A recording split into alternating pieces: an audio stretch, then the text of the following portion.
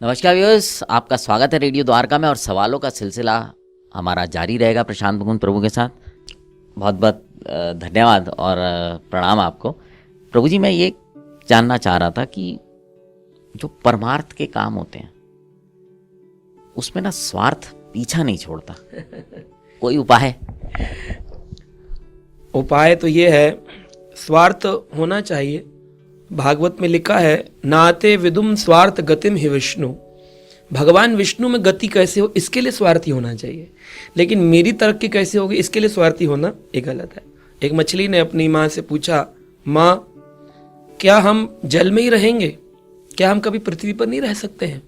तो मछली की माँ ने उस अपनी कन्या मछली से कहा कि बेटा, हम लोग पानी में रहते हैं क्योंकि हम फिश हैं, पृथ्वी पे तो सेल्फिश रहते हैं। तो सेल्फिश लोग जो है, स्वार्थी जो लोग हैं, वो पृथ्वी पर विचरण करते हैं, प्राय देखे जाते हैं। परमार्थ के रास्ते में भी स्वार्थ, ये तो बहुत ही ज्यादा बुरी अवस्था है। 3 गुणों में भगवान कृष्ण ने गीता में बताया, रजोगुणी, तमोगुणी और सत्वगुणी। 3 प्रकार के लोग परमार्थिक होते हैं। तमोगुणी व्यक्ति परमार्थिक होता है इसलिए कि उसको जो है ना अपना आलस, प्रमाद, नाम, प्रतिष्ठा चाहिए होती है, तो वो परमार्थ दिखाता है। जैसे कंस परमार्थिक हो रहा था, दिखा रहा था कि मैं अपनी बहन देवकी का विवाह वसुदेव से करने जा रहा हूं, पर जैसे ही पता चला कि इसका 8वां गर्भ तेरी मृत्यु का कारण बनेगा, तुरंत उसका वो राजपोष वेश वो छूट गया और तुरंत उसने अपनी बहन के बाल पकड़ लिए और मारने पर आरूढ़ हो गए। तो हम देखते हैं कि लोग परमार्थिक दिखाते हैं, तो तमोगुणी लोगों का ऐसा होता है। मैं किसी का नाम नहीं लूंगा, लेकिन वैसे समाज में लोग समझते हैं, समाज में ऐसे देखने को प्राय मिलेंगे, सफेद पोष होते हैं लेकिन हृदय काला होता है पूरा। ठीक है, जिसकी जैसी वृत्ति है।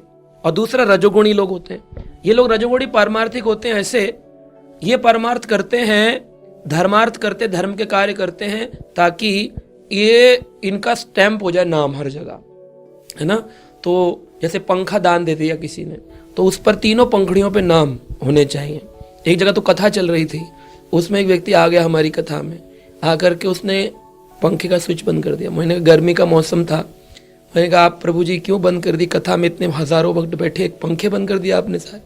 बोले अरे हमने महाराज जी पिछले महीने ही पंखे दान दिए थे, बच्चे बोल रहे थे कि किसके नाम पे दिए, मैंने कहा तुम्हारी दादी के नाम पे। बोले दादी का नाम कहाँ है? तो पंखड़ी जब तेज चल रही थी दिख नहीं रहा था, अब बंद कर दिए हैं तो अब दिखने लगा।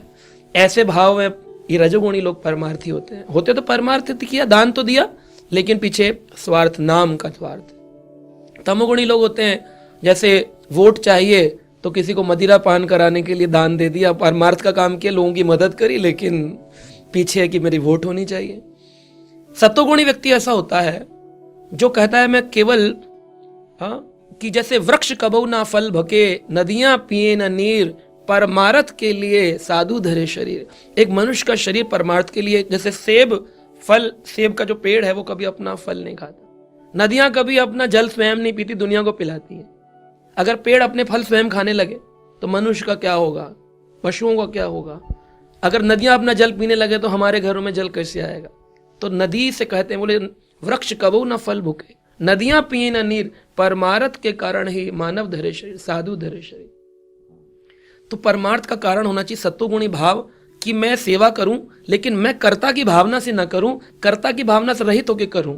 मैं कौन हूं करने वाला, कराने वाले वो हैं, अगर उन्होंने दिया है तो मैं आज कुछ दे रहा हूं, तो वो सत्वगुण का भाव है। और इन तीनों गुणों के परे ऐसी स्थिति होती है कि सीधे हाथ से दान दे रहे हैं, परमार्थ का कार्य कर रहे हैं, सेवा कर रहे हैं, उल्टे हाथ को ना पता चले, उल्टा हाथ पूछे कि सीधे हाथ ने ऐसा किया, बोले ना ना ना ना, इसने कुछ नहीं किया, ये तो बस प्रभु ने ऐसी करची बगड़ा दी, हमने 2 दाल की करची चला दी, हमने कुछ नहीं किया।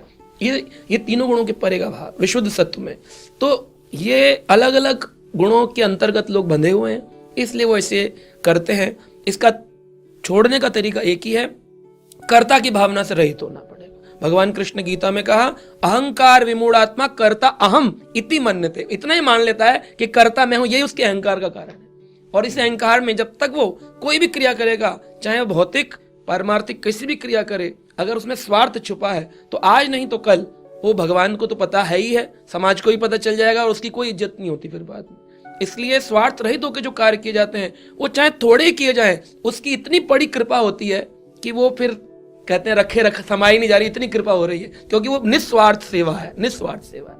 तो भाव ऐसा रखना चाहिए, कर्ता की भावना से रहित होकर करें तो आप देखेंगे कि जीवन में आपके बहुत आनंद का अनुभव हो जाएगा। बहुत बहुत धन्यवाद प्रभु जी आपका, क्योंकि ये एक हालांकि विषय बहुत बारीक सी लाइन है, लेकिन अक्सर कई बार भैया आप एक चीज कर ही रहे हैं तो उसका मैक्सिमम बेनिफिट लिए ना।